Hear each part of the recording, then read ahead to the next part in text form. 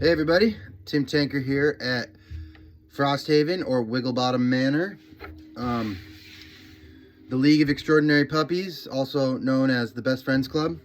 So today I've announcement that you've probably already seen. It's Tim Tanker spam. You know what are you gonna do? So I'm doing another shirt order. I had about maybe like 10 to 13 people contact me about shirts after I had already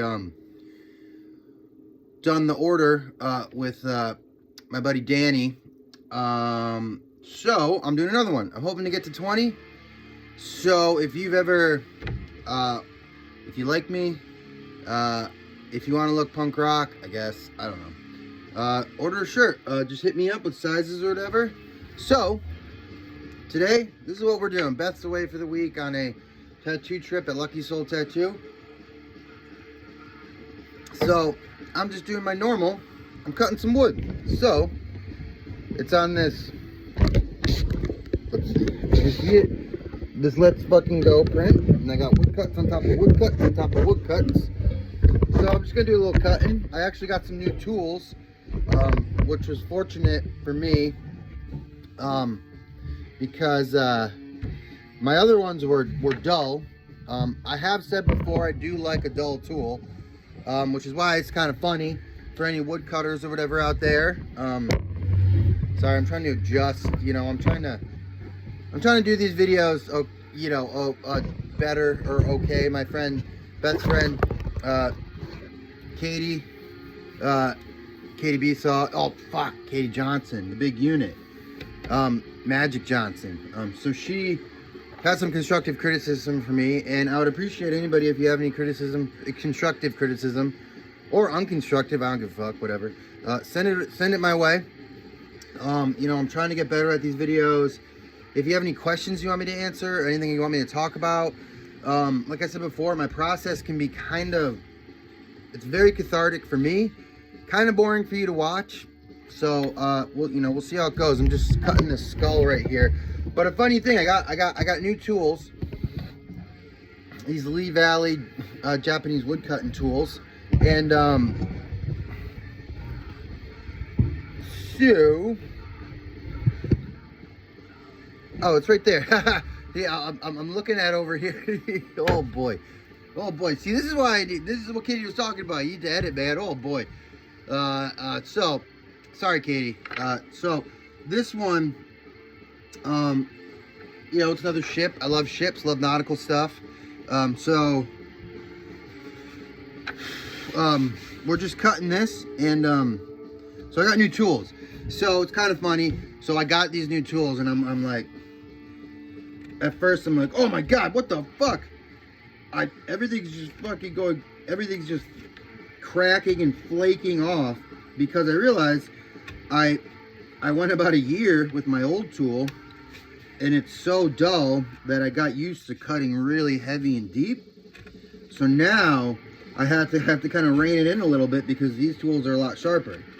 Luckily, it took me about a day. I had an existential crisis that day, because I was like, oh my god, I can't woodcut anymore. I'm terrible at this. This sucks. I'm terrible. So after I got over that, look at this. We're cutting good. So,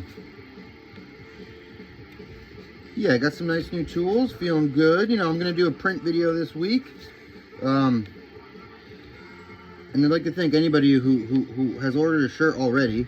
They will be out soon. I do live in rural Maine, like the rural juror.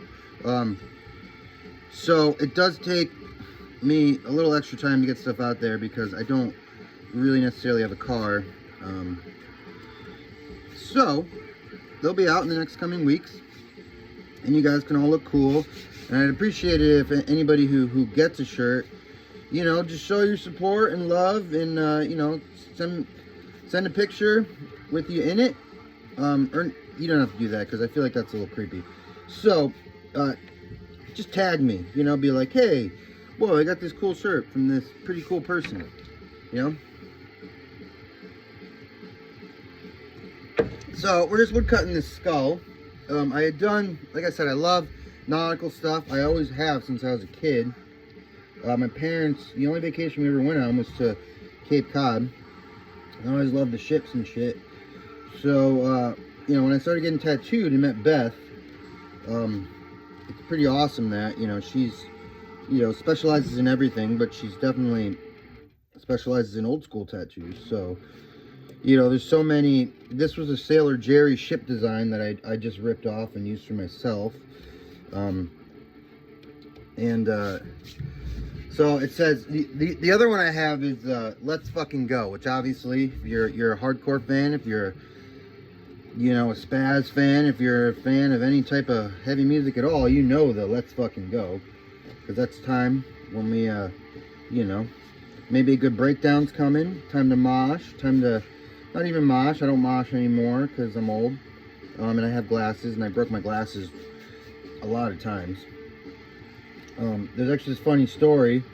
Upton and I, with Shane and our friend Kevin, I think his last name is Boccaccio, which is an awesome last name. We went to go see After the Bombs in Worcester, Mass, at a place called The Wheelchair, where Oil Tanker used to play a lot, which is one of the craziest fucking venues I've ever played in my entire life. I remember we played a show once. It was they had a vert ramp in front of the bands played, and Paul was tuning his bass, and his skateboard just came out of nowhere and just fucking nailed his bass, and took it out of tune. It was really funny. But I went to go see After the Bombs, fucking amazing band, obviously, who, if you know, you know, one of my favorites. So I was trying to stay close enough where I could see stuff, and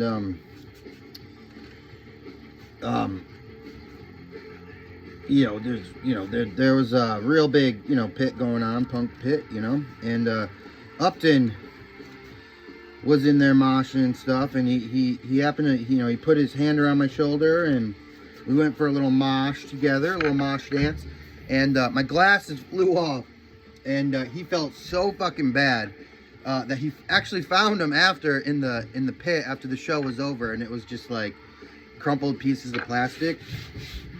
So that was a fun night, and we ended up driving home, and we got pulled over by a cop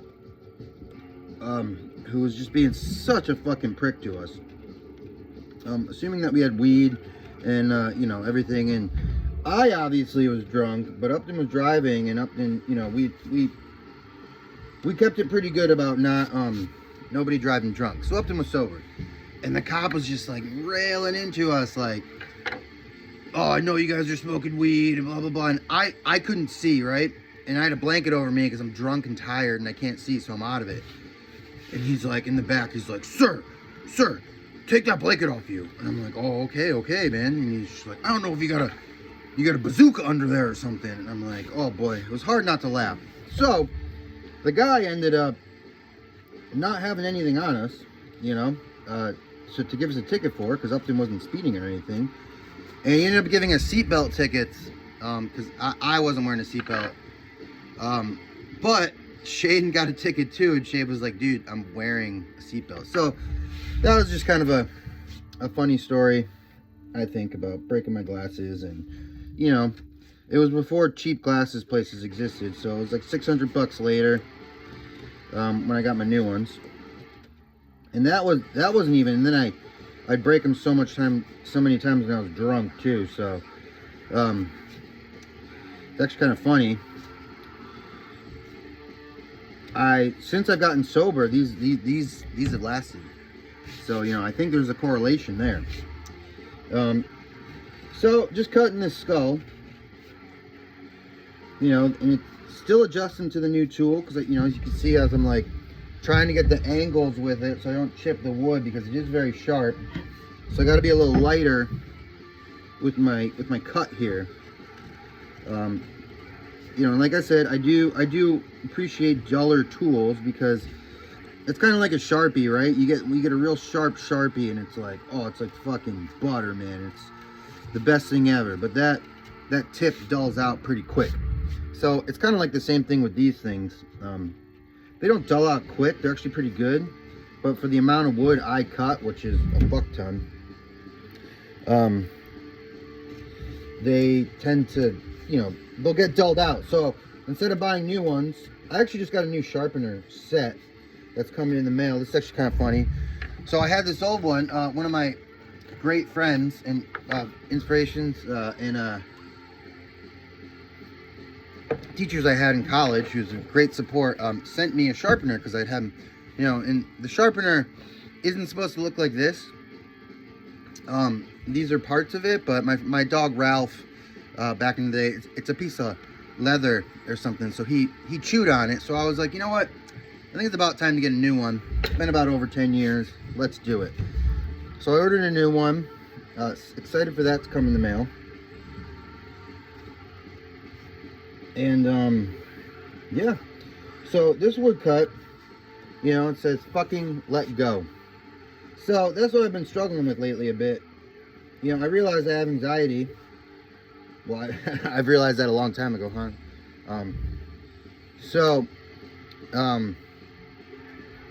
You know, I'm just trying to, you know, I realized I took Stormy Bulldog and the League of Extraordinary Puppies out the other day, and I was like, wow, like, I fucking live here.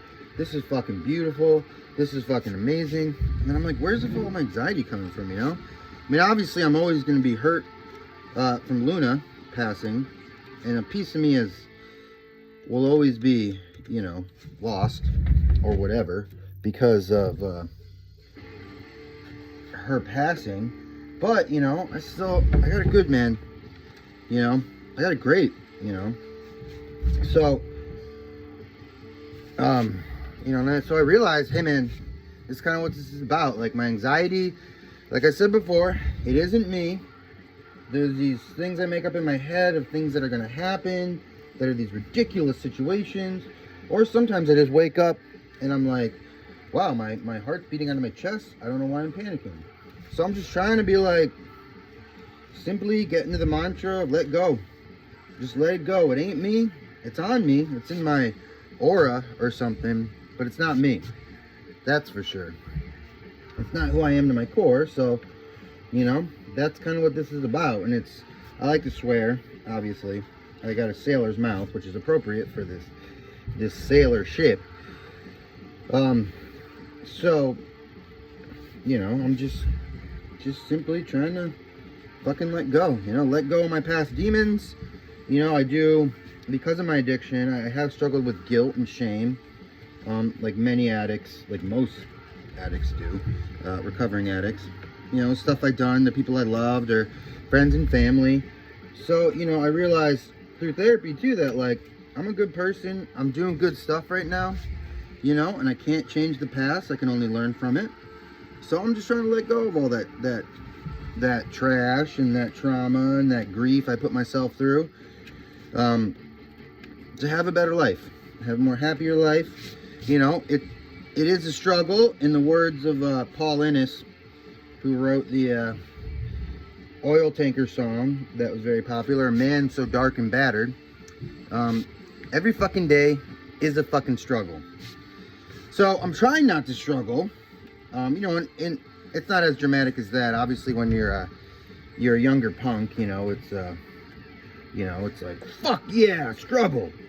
Yeah, you know what I mean? And then, so now I'm at a point in my life where I'm trying to be like peaceful and calm, and I have this cool image of myself, being an old man with like some prayer beads around my neck, just sitting quietly with my legs crossed and just, you know, being peaceful. Just breathing it in, being slow, you know, just trying to catch the vibe of existence and life, you know, just so as you can tell, this is a little, it's a little sloppy, but again, I mean, I guess you wouldn't really notice. Again, I'm still trying to get a hang of these new tools.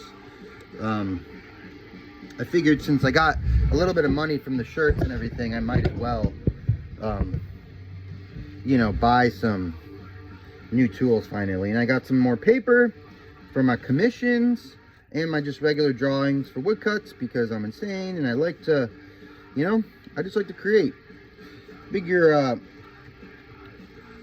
You know, I've always thought I had a mantra for myself is as long as I don't stop making art, creating, working on this stuff, I'm doing pretty good. You know, the second I don't feel like I need to make this art anymore, then there's a problem.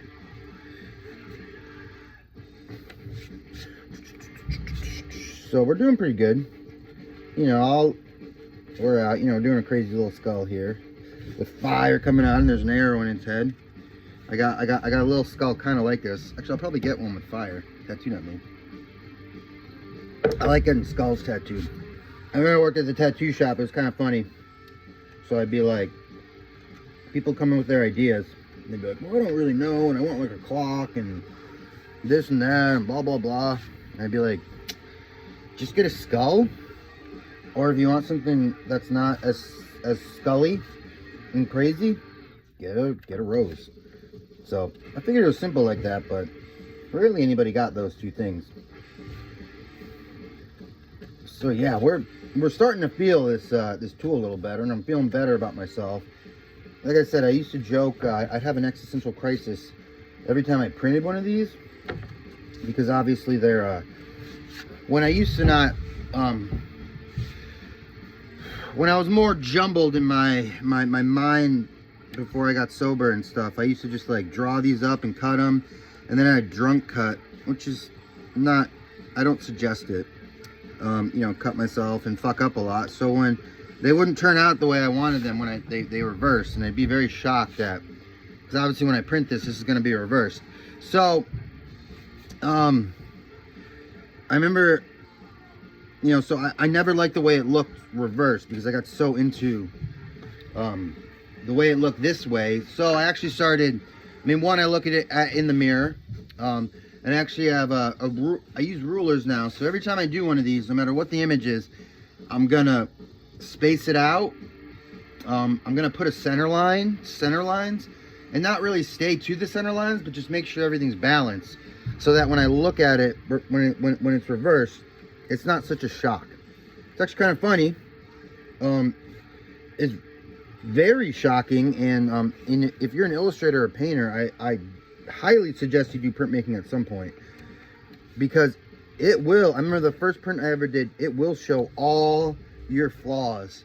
I used to try to draw realistically, so I remember doing a lithography, and which is actually kind of a funny story. I wanted to take lithography when I was a sophomore in college, and I'm talking to my advisor, and I'm like, hey, like, I want to take this class. I want to be printmaking. I think that's cool. And she's like, yeah, cool. Which one do you want to take? And I was like, lithography? And she was like, what? Lithography? What's that? And I was like, oh, lithography. And she was like, oh, lithography, you dumb fuck. She didn't call me a dumb fuck. She just laughed. But it was kind of funny, because as my friends know, I definitely pronounce words wrong. And it was like when I was, I think I've told this story before, when I was like, hey, Katie, can you get me some more of that licorice tea? It's really good. It's helping my throat a lot when I'm sick. And she's like, licorice? What the fuck is that? And she was like, oh, you mean licorice, you dumb fuck? I don't think she called me a dumb fuck. She might have. No, that doesn't sound like Katie. So, yeah, so cool. I just, so yeah, we're getting this skull. Looks pretty good, huh? Yeah, it's got a little arrow in it, you know, getting the eyes, getting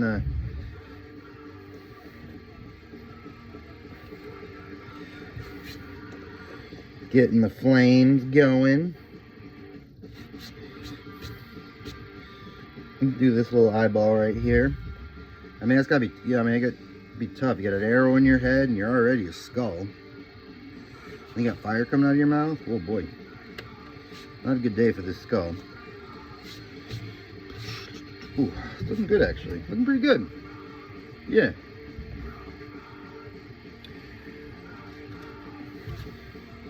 So these tools I fucking love, and I had somebody ask me about it. Yeah, these are all big woodcuts, and generally, I'd say for 96% of these woodcuts, I use this little tool right here, and if there's any like a bigger spot, I'll use this guy, which is a bigger one. I mean, maybe that's like a 3/8 inch. I don't think it's a 1/2 inch. Maybe it's a 1/4. I don't know. I used to know measurements better when I was a picture framer, but all that has gone in my mind. So, yeah, these.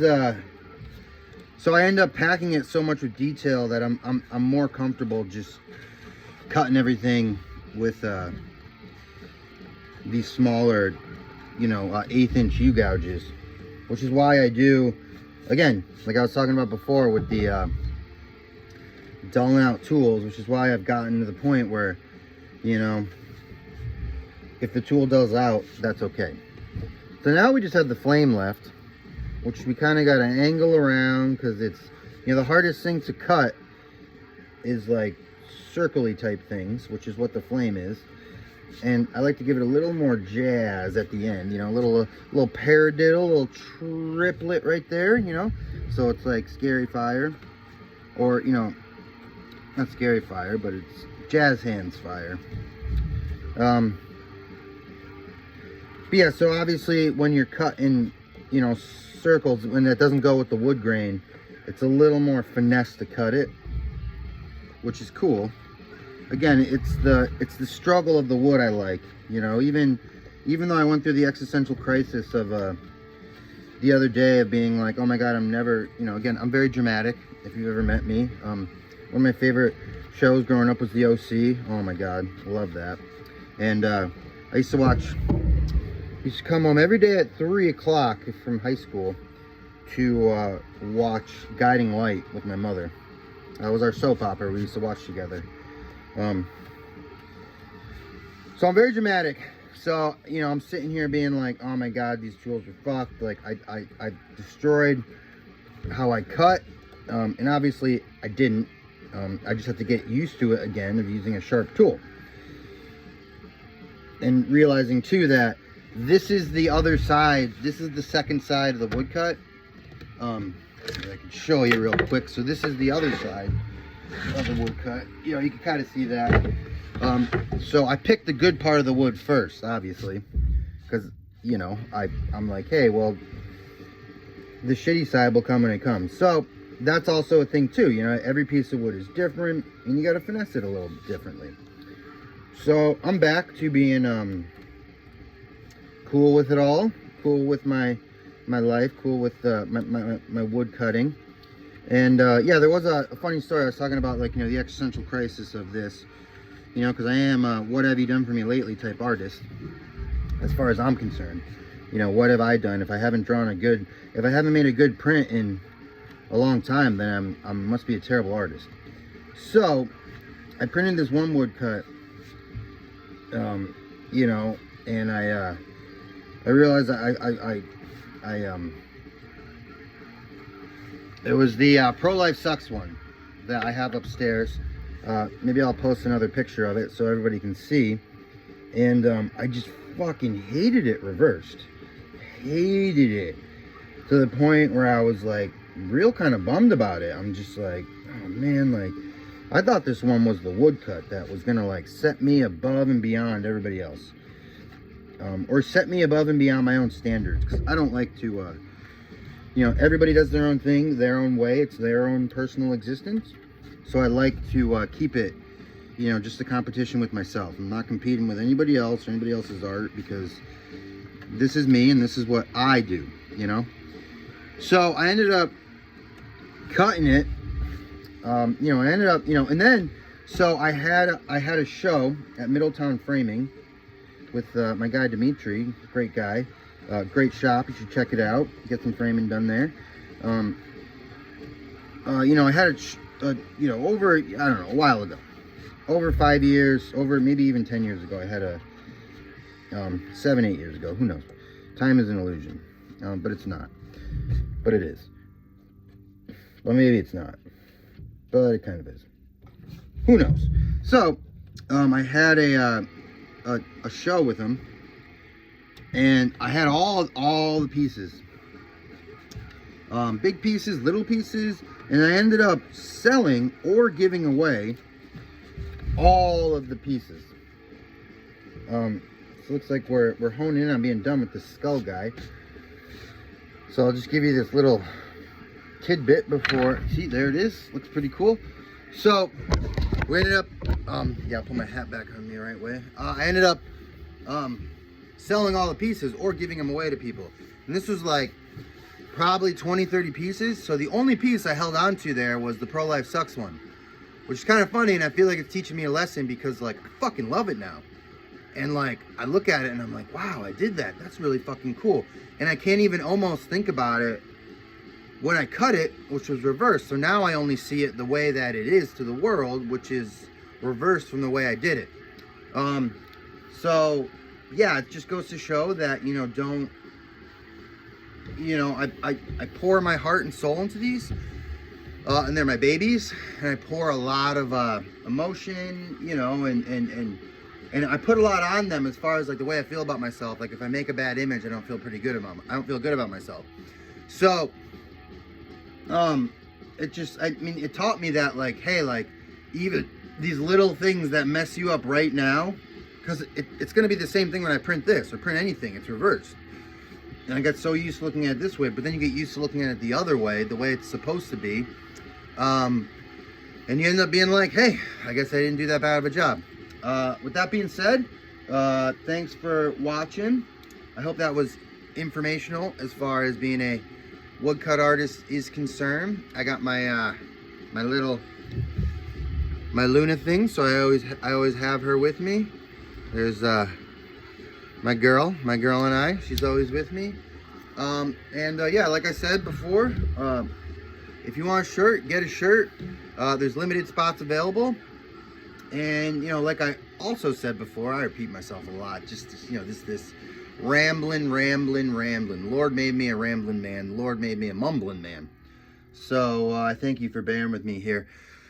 I'm going to make some print videos, and, you know, I'm going to have some drawing videos. I keep saying that, keep repeating myself. I love to repeat myself and talk.